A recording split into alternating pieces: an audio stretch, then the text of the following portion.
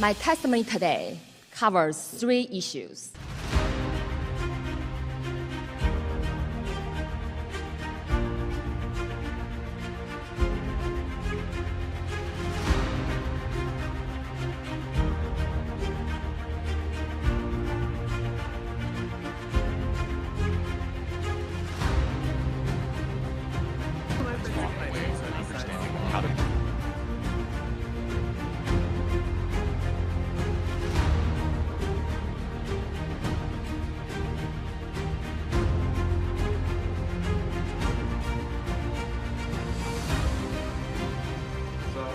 Go to Socrates.com. Right. COVID-19 and climate change. We appreciate the sacrifices you're making to keep our society healthy.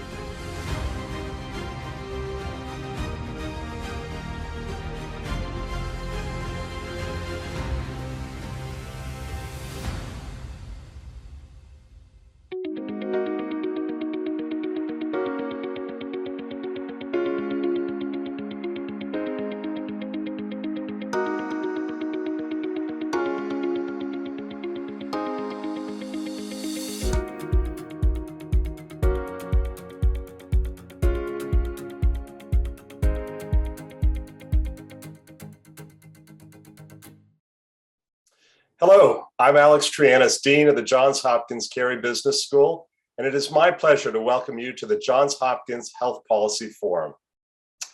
This is our 3rd installment of the Johns Hopkins Health Policy Forum series, in which we feature key leaders on a range of health policy issues.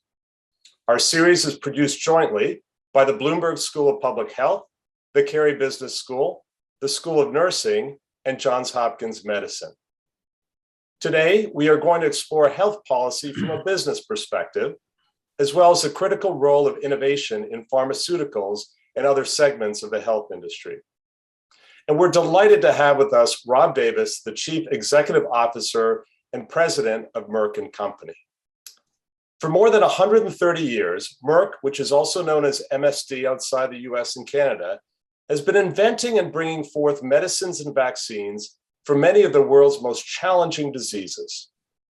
Rob joined Merck in 2014 as the company's chief financial officer, with additional responsibility for real estate operations, corporate strategy, and business development. In 2016, his role was expanded to include responsibility for information technology and procurement, forming global services. In April of this year, he became president, and in July, was named CEO and a member of the board of directors. Prior to joining Merck, Rob was corporate vice president and president of Baxter's medical products business. During his tenure at Baxter, he held several other positions, including president of Baxter's renal business, chief financial officer, and treasurer. Before joining Baxter in 2004, Rob held numerous positions of increasing responsibility over 14 years at Eli Lilly and Company. Rob serves on the board of directors for Duke Energy Corporation and is chair of its Finance and Risk Management Committee and a member of the Corporate Governance Committee. In addition, Rob is a board member of Project Hope, a nonprofit organization focused on empowering healthcare workers to deliver expert care when and where it is needed most. Rob received his JD from Northwestern University School of Law, his MBA from Northwestern University's Kellogg Graduate School of Management, and his bachelor's degree in finance from Miami University. Rob, it's a great pleasure to welcome you to this series. Alex, I want to say thank you, and it's really an honor to join you today and discuss the important topics that I know we're going to get into. Great. Well, we start our discussion the way many discussions start these days, focusing on the ongoing COVID-19 pandemic. Obviously, infections continue to rise around the world, and combating the virus is truly a global priority. And we know that you shared some great news with the world just a couple of days ago. So I was wondering if you could tell us a little bit more about this new treatment pill for COVID-19. Sure, no, happy to do it. And obviously, this was it's a proud moment for Merck, but more importantly, it's an important inflection point for all of the people facing COVID-19. We know this is a disease that continues to have a devastating effect around the world. So obviously, while we feel good that there are vaccines available, and I would say, personally, we need to continue to promote and drive for vaccination, even in the face of new developments like molnupiravir. We still need more tools. I mean, I think what's clear is this is an area where you cannot have too many different options to bring to bear to try to really offset what this disease has had. And to your point, what we were so excited to share with the world on Friday was that our oral antiviral pill called molnupiravir actually in clinical studies showed that it significantly reduced the risk of hospitalization or death. And as a result of the strength of the study findings, we actually working with and in collaboration with the FDA and with the independent monitoring board who reviewed the data and recommended that we stop the study, have decided to stop the study early and move now to apply as quickly as we can for emergency use authorization with the U.S. government, and then we will move for similar type of regulatory approvals outside of the United States as well. So this is obviously an important advance. To give you a sense of what molnupiravir is, it's a pill, so it's something you can take at home. If you are unfortunate enough to learn that you've been infected with the COVID-19 virus, it's a pill you take and over a 5-day course. And what we've shown is it reduces the risk that you will then subsequently have to be hospitalized or face death by 50%. And importantly, through the first 29 days of study that we were monitoring patients, there were no deaths with patients who received a molnupiravir versus 8 deaths that happened, unfortunately, for those people on placebo. So it is showing effect. And I think that's why you're hearing so much in the press about why people see this as an important addition to the armamentarium to really combat what is COVID-19. So we're excited. We're moving fast to be able to produce the drug, to be in a position, hopefully as soon as we get the emergency use authorization, we'll get that filed and hopefully get it approved. We'll be in a position to start to make that drug available on a global basis. Well, that's truly incredibly exciting. It's a game changer. Congratulations to you and the team, and we will stand by to hear more good news, we hope, going forward. We'll come back to talk a little bit about treatments and vaccines and so on in a few minutes. But as I mentioned at the outset, we wanted to talk a little bit about more globally sort of business-related issues. And one thing we know is that the COVID pandemic caused disruptions and challenged supply chains for many business sectors around the world. And multinational corporations like Merck rely on interconnected global supply chains to withstand all sorts of disruptions, including regional politics and natural disasters. And so I was wondering if you could share Merck's approach to managing its supply chain, and how do you see these chains evolving in the future? Well, sure, I'm happy to do it. And so maybe I'll give some high-level comments, and actually I'll use molnupiravir and how we've thought about bringing that product forward just as an example of how we're thinking.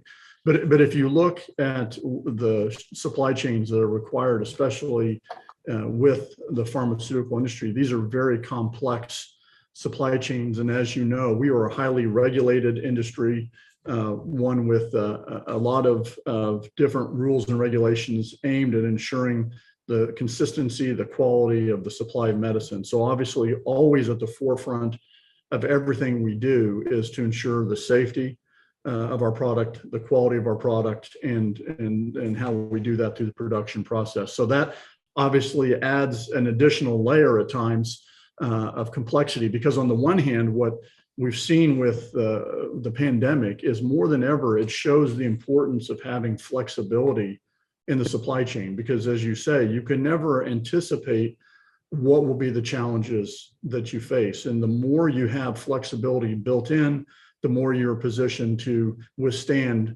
those disruptions to the supply chain. Obviously, flexibility and a highly regulated environment don't always go hand in hand, and it's why you really have to build that flexibility in upfront. And more, that's what we try to do. We think through, how do we supply the product? What are the components that go into the product? So for instance, as you think about all of the different components that would go in, how can you simplify those components and get to as few as necessary and standardize as much as possible, so you reduce the number of SKUs or custom components that you have? That's something you can do, which can accelerate your ability to move forward and adapt to changing environments. And then looking at, as you think about the supply chain, where you can be multiple sourced. It's not always possible in some cases, given the nature of the type of products we make. At times you will be sole source for certain components of it, but wherever you can, try to have a multiple source strategy. And where you do that, make sure that you get the licenses in place up front to be able to move between your facilities. And then finally, something we're really starting to leverage more and more than we ever have is the use of predictive analytics and artificial intelligence. It's, to give you just a live example, if you recall, recently we had a situation where a container ship got wedged within the Suez Canal and blocked the canal, and it led to potential multi-month disruptions across supply chains for basically a whole host of products. Because we had in place what we call a virtual control tower, we were able, using the fact that we have the Internet of Things, if you will, so sensors and other devices attached to our medicines, to continue to monitor the cold chain. Are we able to maintain the cold chain of the product without having an excursion? Were we able to identify exactly where in the world our different levels of supply were, both our raw materials and our finished goods? And we were able to, as a result of having that artificial intelligence in place, reroute virtually at the time that the event happened. We knew immediately that we needed to reroute some product we needed to hold in port, some product we needed to find different ways of transitioning it over. And as a result, we actually came through that with no disruptions. More and more, you're going to see use of these type of tools. It both drives for more predictability of supply, but it also allows you to manage your inventories at a lower level while ensuring you have a high level of ability for sustainability and delivering to the products, to the patients that ultimately need them. To give you an example of this, as we faced the situation with molnupiravir, we asked the question going back several months, if this works, would we be ready? And so we actually started our manufacturing strategy several months ago, and we've been manufacturing at risk to be ready for hopefully what would be a potential positive outcome from our clinical study. To give you a sense, that product is made across 17 different manufacturing sites in 8 countries on 3 continents. And it's a mix of both internal manufacturing and external partners. So we're leveraging a very complex supply chain for that product to ensure that we have the capacity needed where we need it. And on top of our own efforts to produce, we actually went a step further and have given voluntary licenses to 8 generics manufacturing companies who are going to be in a position to accelerate manufacturing of that product for the low and middle income markets, which represent over 100 countries.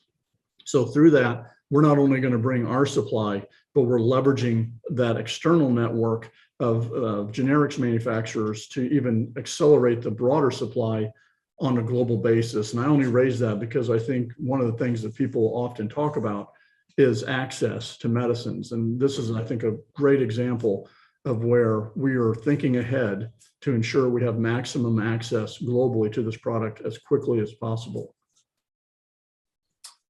Yeah, no, that is a great example, and it really underscores the criticality of flexibility and adaptability. And I think all companies have learned some big lessons, but it sounds like you all have been prepared for a while for these disruptions, which actually takes me to somewhat related and very global issues surrounding climate change. I mean, clearly, a growing concern for us all, and certainly for businesses. And more industries are taking steps to improve sustainability and to reduce their environmental footprint. So I think our audience would be curious to hear what is Merck doing to address climate change issues? Well, I appreciate the question. I can tell you that this is something that I'm personally very passionate about, and really the broader question of environmental, social, sustainability as a whole. And it's really one of the things that drew me to Merck.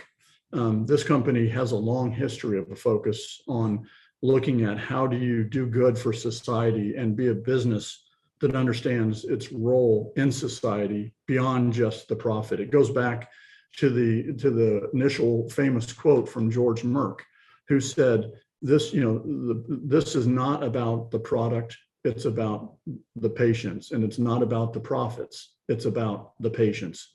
But if you take care of the patients and always remember that, the profits will follow. And it really is who Merck is. We focus on trying to drive the best we can to bring unmet need to people who need our products. And if we do that, we're confident that ultimately value will accrue back to the company. An extension of that is how we think about the climate. We cannot do business without understanding the impact we have. I think, we've all seen the UN climate change report, and, it's really quite stark. It talks about how widespread, how rapid, and how intensifying you're seeing climate change, and at really an unprecedented rate. So we have looked at our own efforts, and we've been actually very committed to this for a long period of time, but we said, well, we've done a lot, we haven't done enough. And so we actually came forward last year and said, we're going to accelerate our own goals. So we now have put in place that we intend to be carbon neutral by 2025. We are shooting for a 30% value chain emission reduction by 2030. That's effectively reaching out to all of our supply chain partners and making sure that they, in turn, are driving reduction in their own emissions and footprint, carbon footprint. And we're also now taking on a challenge to be 100% renewable through our purchased electricity by 2025. So these are important steps, but there's a lot more that needs to be done. We're looking across our manufacturing operations, our R&D operations. We've been very focused in our labs from a chemistry perspective to be very green in how we approach chemistry, and actually have received awards for that. So those are all the elements where we are very focused because it is, this is going to be one of the greatest challenges facing the next generation, is how do we deal with climate change and ensure that we are protecting the world for the next generation and for generations to come. Absolutely. And we may have a chance later on to return to some of the other ESG issues. But I thought first, let's go back a little bit to the science side and the treatment and prevention side. As you said, patients first. Merck has long been associated with a commitment to solving the world's most difficult and critical medical challenges. And, over its long history, has invented many medicines and vaccines that have changed the course of both human and animal health as well. So I'm curious, from your perspective, what are some of today's most pressing unmet medical needs, moving away from COVID, and how do you think about marshaling your resources to address them?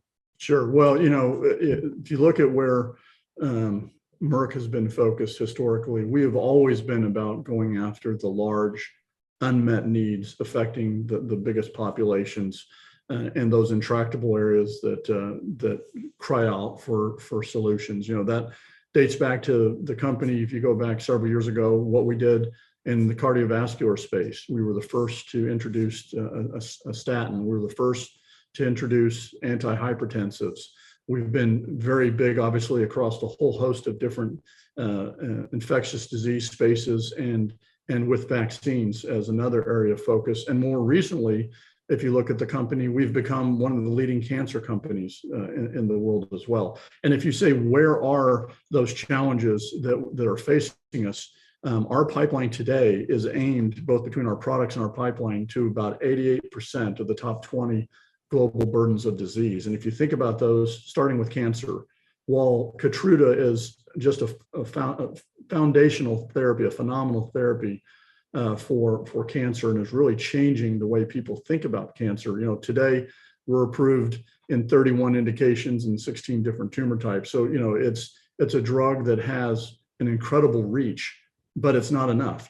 10 million people still die globally from cancer. And while Keytruda is phenomenal in what it does, it only still shows response in about 30% of patients. So there's a lot more to do there. We're investing in that area as an area to go. Cardiovascular, I mentioned. Cardiovascular disease is still the leading cause of death globally. And with the recent acquisition we did of Acceleron, we're in a situation now where we can start to address what is an important unmet need there around pulmonary arterial hypertension, and then look at the opportunities to broaden even into other areas, potentially of heart failure. With that as another foundational drug in development that we want to build upon, and which really leverages our growing cardiovascular pipeline, where we have multiple other drugs aimed at hypertension, aimed at arteriosclerosis, aimed at heart failure. So we have a growing focus there. And then, I would just end with neuroscience, which I think we all recognize with what we see as the huge onslaught of dementia, of Alzheimer's. That will be the key challenge, is can someone find the solution to these devastating diseases? We are investing heavily in those areas as well as into broader vaccines and trying to drive for important areas in that. So those are the main areas we're focusing on, but it is about a growing and broadening pipeline based on the current foundation we have in cancer, but building on some of the legacy we have in cardiovascular.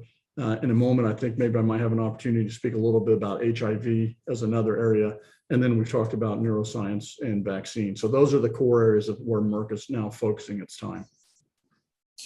Well, great. And congratulations, by the way, on the Acceleron acquisition. That was another great piece of news for the company over the last week. Now, it's interesting that some of the examples that you gave are of cancer, hypertension, and so on, are, as you mentioned, really prevalent in our society. But Merck recently also developed one of the first vaccines to prevent infection from Ebola, the Ebola virus. And Ebola is extremely lethal, but it's also quite rare.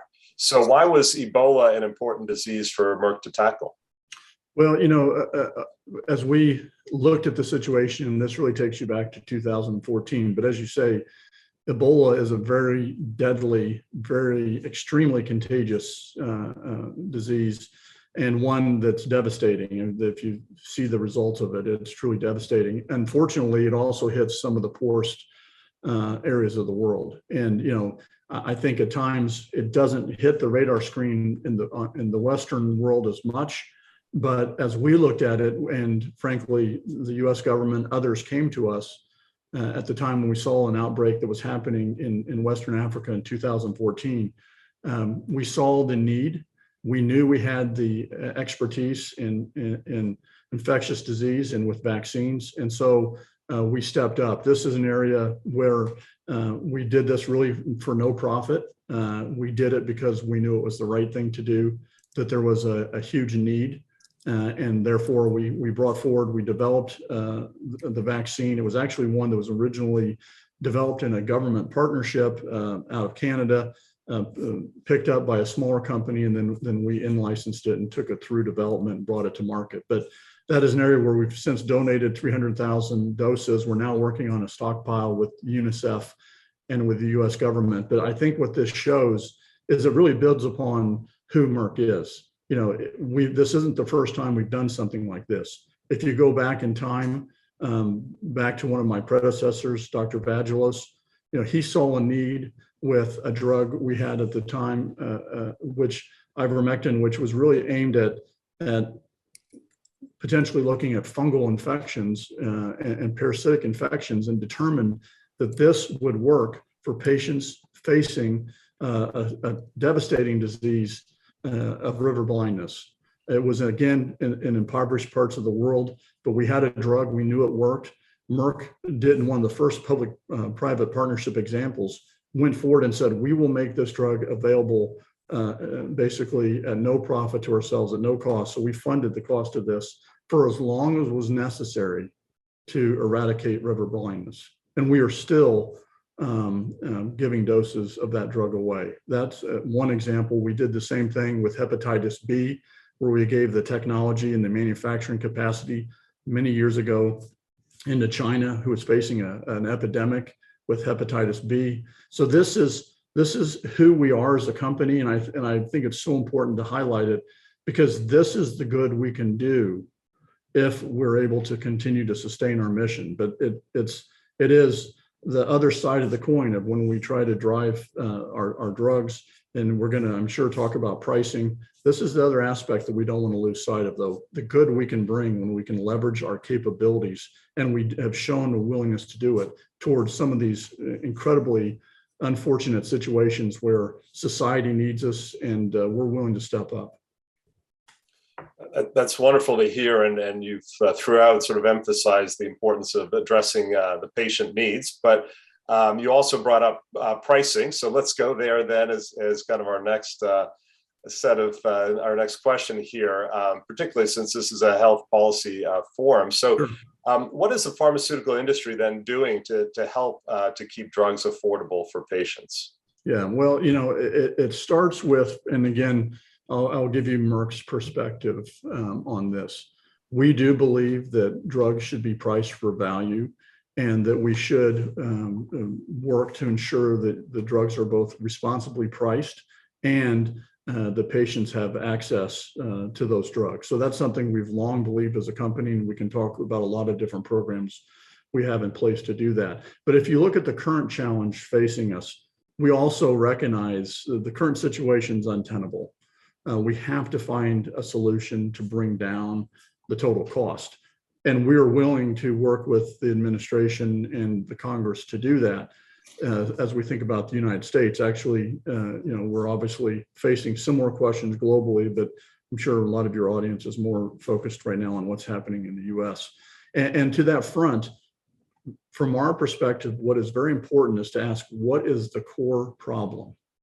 And to us, the core issue is the out-of-pocket cost that patients face. Every time we face it, I face it, you face it, when you go to pick up a prescription, it's the money you have to lay out yourself for that drug. So everything we look at, we would like to see aimed at how do we bring down that out-of-pocket cost. And in fact, we've been willing to look at different policies to do that.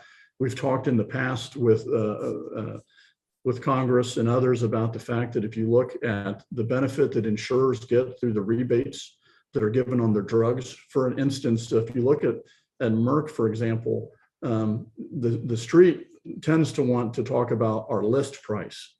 They don't talk about our net price. And just for the audience to understand the difference, the list price is the public price we put out, but then we individually negotiate rebates to what is the true net price that then Merck sees. Today, our discount between our gross and our net is 45%. So about half of every dollar from our gross price is given in rebates that go into the intermediaries. Our challenge is how can we help to see that benefit that the intermediaries are seeing flowing back to the patients ultimately. Obviously, the challenge is how does that affect their premiums, but then also how does it affect drug prices? So we have to understand both of that. And then as you think about Medicare Part D, we're very open to trying to put caps in place for the out-of-pocket costs that patients face in Medicare Part D. All of these are elements aimed at reducing the burden that the patient ultimately feels, and hopefully then starts to alleviate some of the problems of the rising cost of healthcare. Whatever we do, it needs to be holistic because we also don't want to sacrifice the next wave of innovation that's going to be so important. We often talk about the patients we have today and the patients we're going to have in the future, and we care about both. And that's what it's about. And so we think in those terms. And then the last thing I would add is, today there's a great mechanism that's not fully utilized in the United States to help bring down the cost, and that is the cost of generics and the use of generics and biosimilars. We promote and are very supportive of the use of generics and biosimilars. That is a way, and that's really the way the system is built, to ensure you get the benefit of our innovation. If you think of it, our innovation gets a window, and it's a shrinking window of exclusivity, but then society benefits for years to come on drugs that are generics that then are priced pennies on the dollar. We need to make sure the same thing is happening for biosimilars as has happened for the small molecules and generics. And that also is another area where we're very supportive. So if I just kind of give the takeaway, is it really is, we see the challenge, we want to work with the system, but we have to find a way to find the balance to lower out-of-pocket costs for the patients, at the same time protecting innovation. And as one just example, and I'd just like to speak one example about access, because we talked about it earlier, and I talked about how we were ensuring access for molnupiravir, our new oral antiviral that we talked about that had the positive data outcomes for in its clinical for COVID-19. We also, in addition to partnering with generic manufacturers to increase supply, we've actually adopted a tiered pricing strategy as we look at going out and doing advanced purchase agreements with countries around the world, making sure that we price relative to the affordability of that country as they try to deal with COVID-19, recognizing that different countries have different abilities to pay. So I'm proud that we're doing that. That's something that we proactively put in place. But I think it's a great example of how we are trying to balance driving for innovation, ensuring broad access, but also recognizing value and managing cost. Yeah, thank you, Rob. That is a great example, and I appreciate your full answer there, because it really is a very complex issue, and you gave a great holistic perspective of all the various ingredients and the subtleties that come beneath that. So I really appreciate that a lot. You had talked a little bit earlier about ESG, and so I kind of want to return to some of the bigger issues on the S side in terms of the social side. I know that your predecessor, Ken Frazier, was, and I guess is, a strong advocate for social justice and economic inclusion.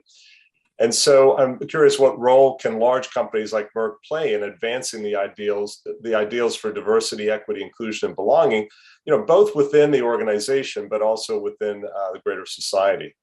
Yeah, no, I appreciate the question. And obviously, as a company, we're proud, first and foremost, of Ken and the legacy he has left this company. He had a profound impact both internally and, as you mentioned, externally to the company in the things he championed, and really has been just a great role model for me, a great mentor, and a great coach. So, I appreciate your recognition of what he's done.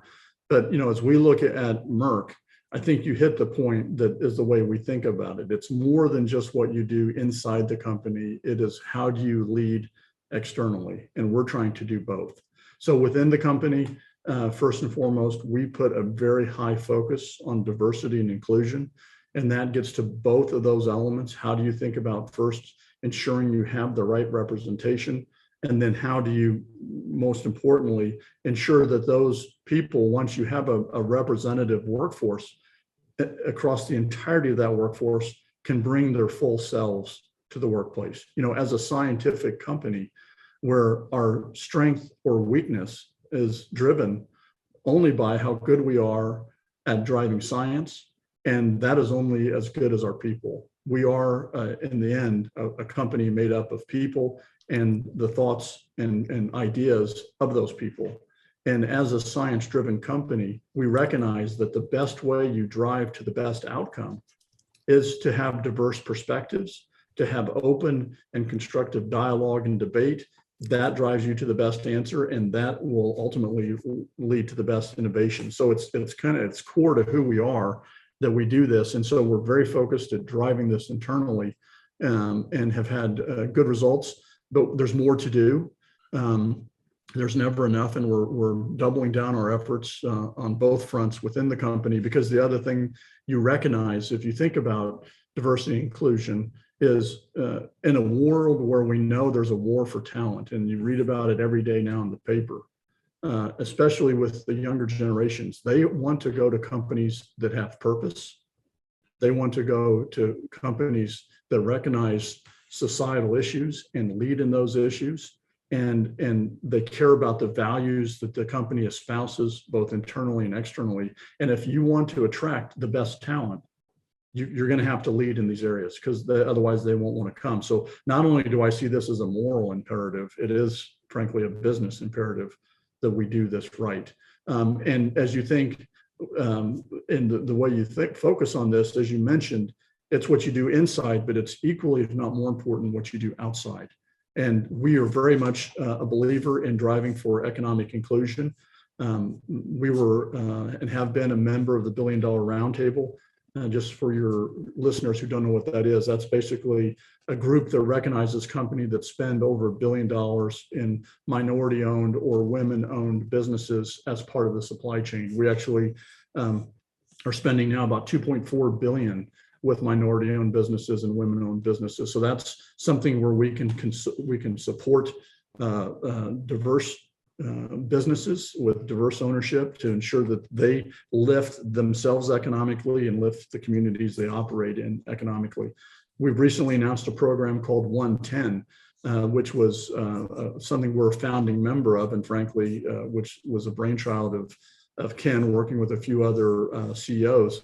And this is focused on creating 1 million jobs in 10 years that are life-sustaining, family-sustaining jobs for Black and African American members of society. And they're now talking about how can we expand it potentially for Hispanics and other populations as well. And this is really getting at this notion of the traditional thought of what is a great worker is changing. We need to recognize that levels of education aren't necessarily the best predictor of success in the workforce. We also have a program we've been heavily engaged in called Year Up. Just as one example, we're in another one called HISPA and something else called Inroads, but maybe just to speak to Year Up as one example. This is where we bring in students who do not have traditional educations, give them internships, and help them learn how to accelerate their own careers. And what we find is great success. These people bring great ideas, great energy, and are really just a breath of fresh air. And it's a population we would have never addressed or seen in the past, but now we see as a real competitive advantage. So those are just a few of the programs we're focusing on, but this is something that societally we need to do more of. Well, that's great to hear. And just to pull the thread on one specific aspect that would be important to pharmaceutical companies, I want to talk a little bit about sort of broad testing, clinical trials in different groups. We know obviously that African Americans, Latinos and Latinas, and other underrepresented communities have been disproportionately impacted by the pandemic. And some of this is due to longstanding health disparities in our society, but it does also raise concerns about the need for diversity within clinical trials for drugs and therapy. So I'm curious what Merck is doing to address diversity, not only in its working population, but also within participants in clinical trials for vaccines and therapies. Well, you've raised a good point, and this is something we're very focused on, and from two different avenues. First and foremost, the employees who work in the company, who work in our labs, who work in our clinical studies groups, they themselves need to be representative of the communities that we serve, because it's hard to understand and appreciate the challenges of a specific underrepresented group if you don't have representatives within the company who mirror that group and understand it. So that's one aspect. We just talked about that. The other aspect of this, though, is how do you then, as you start to build your clinical studies, ensure the groups are represented? And the challenge we face is that often what you find is that there's a lack of trust. There's cultural issues, there's historical injustice issues that create barriers that frankly stop underrepresented groups to want to participate in these studies. And at its core, we have to meet these people where they are.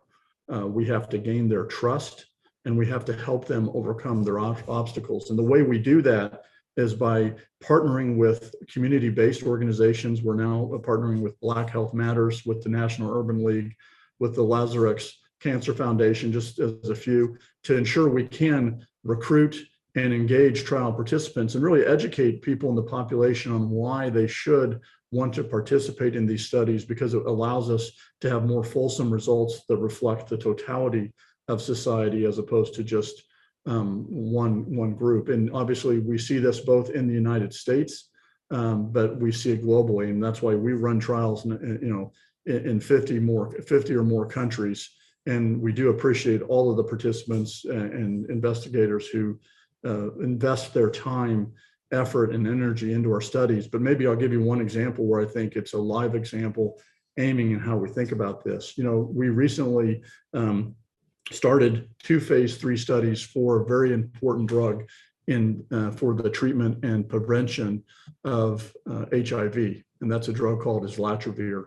And on the prevention side, we actually have 2 phase 3s that are underway. One of those phase 3s we did in partnership with the Bill and Melinda Gates Foundation. This is a study being run in sub-Saharan Africa. It's aimed specifically at understanding the impact of HIV on women and adolescent girls. Because if you look at what's happening with HIV right now, about 50%, a little over 50% of all new infections are happening in sub-Saharan Africa. And of that, over 60% are in women and adolescent girls. It's not anymore just the purview of men. This is one hitting women extremely hard. And so we're focusing a very specific study to understand and bring to that community a drug for prevention of HIV, as well as we're doing broader studies as well across the globe. But I mentioned that one because this is where we are targeting specifically an underrepresented group in an underrepresented part of the world where we knew data would be so meaningful if we could show it. So we're going to look for more opportunities like that, as well as getting patients to trust us, to have credibility to join ongoing studies in the United States, Europe, and throughout the world, because we want that representation. That's great to hear, Rob. Wonderful. We're getting close to the top of the end of our talk here. And so I'm just going to ask one more question.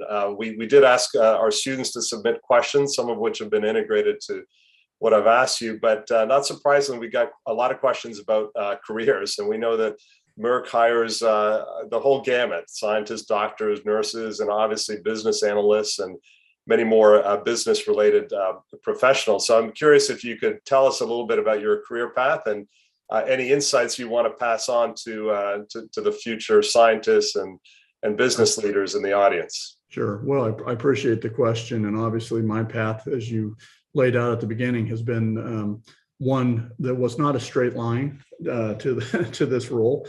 But I think it really is telling of how at least I thought about my own career path and the advice I would give. It starts with, this is not a check the box exercise. No one starting off their career knows exactly where their career will take them.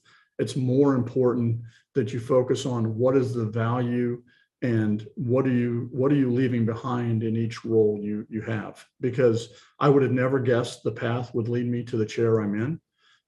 But I am, very proud and thrilled and humbled that the company saw to put me in this role. But it's not one I had thought about. And the other advice I would give, and it was important advice given to me some time ago when I was at Eli Lilly and Company. I was striving at that time just to make it to be the head of the tax department. I thought if I could be the head of the tax department at Lilly, I will have achieved my career goal. And I was talking with someone who was at retirement age. They were getting ready to retire. And they said to me, Rob, don't limit yourself. Don't limit yourself. Shoot for the moon, shoot for whatever it is that you aspire to be. Always open doors, never shut them, and never limit yourself artificially. You don't know how high you will rise or what you will do. But at the end of the day, it's more important when you're at the end of your career to look back and said, I gave it my all and I tried my hardest and I went for it. And that's more important than anything else. And it was interesting because this gentleman, I would have thought would have been viewing himself as incredibly successful, but he was looking at all the opportunities that he had left on the table and was having mixed feelings. And his message was, don't leave anything on the table. Don't limit yourself. And that'd be the same advice I'd give to your folks is Don't limit yourself. Shoot for the moon. The world needs scientists. The world needs all the best thinking of everyone from all different backgrounds. We got a lot of big challenges as a society, but fortunately, we have also a lot of smart, great, capable people. And if we really unleash the best of all of us, I'm confident we'll solve those problems.